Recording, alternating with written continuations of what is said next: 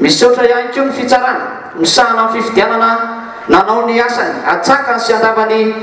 izay fitokisana napetraka ny voaka malagasy taminy ka namoaka ny valim-pifidianana mangarahara izy ireo. Faefatra, tsy ekenay ny fanatanterahana pacte de responsabilité satria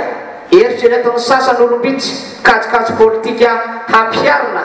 ny article 54 pacte de responsabilité satria tsy mitondra fitoniana politika eto amin'ny firenena.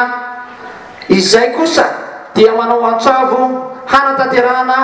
memorandum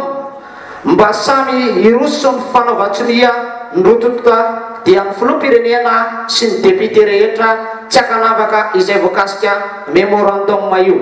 mba hisiny fampandrosoana maritra ho an'ny voaka malagasy manerana ny nosy sy ny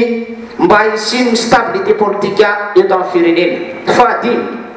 izay ka CND ihany koa iroso amin'ny asa sosialy eto amin'ny firenena izay atao an'ny vahoaka sahirana sy ny tsy mandady-arina eto Antananarivo renivohitra satria mbola hita taratra takaitra navelan'ny rivo-doza teto amin'ny firenena ka mba hazonay ezaka efa natao teny amin'ny faritra iva ny KCMD sy ny OSDM ary ny MLP